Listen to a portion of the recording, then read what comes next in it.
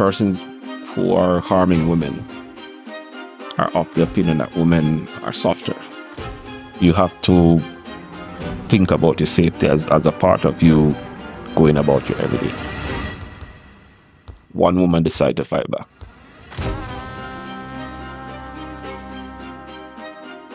What are some of the things that women can do to protect themselves, be safe, ward off attackers and all of these kind of things? Always fight back. Always fight back. Yes. Scratch, kick, punch. Never just figure that if you are compliant, then the person will leave you alone, do what they need to do and leave.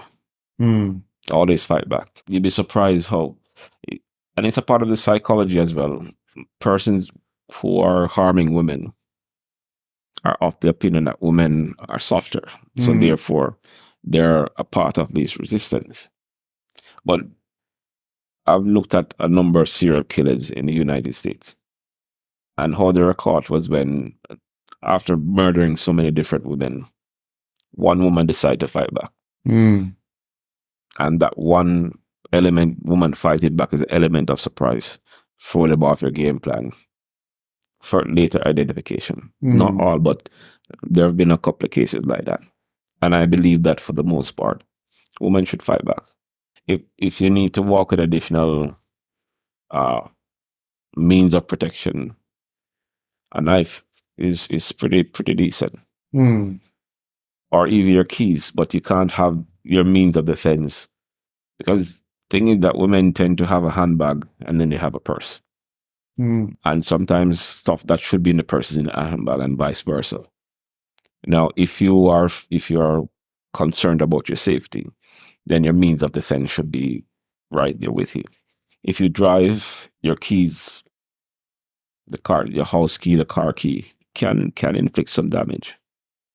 But you must, in my opinion, you must fight back.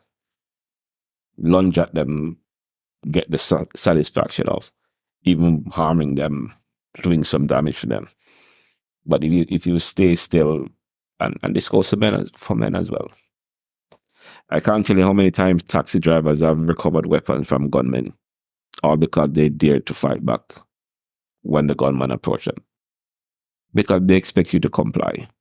So they don't expect you to actually try to retaliate. And it's that element of surprise that can be to your advantage.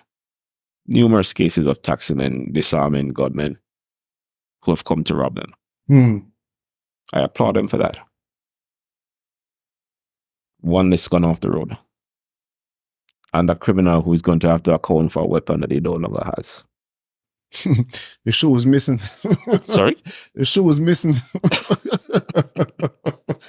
The shoe is going missing, and we all know how that goes already.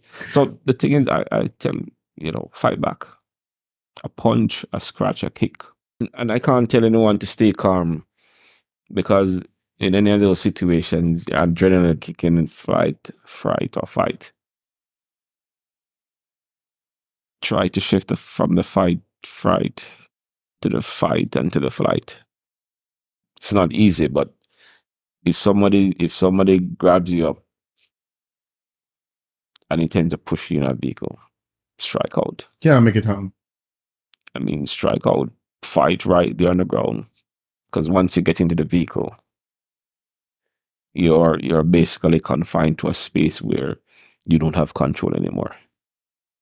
You still have control even what is outside that vehicle.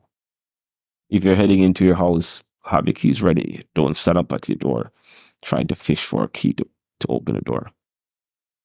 As you exit your vehicle, have your house keys ready.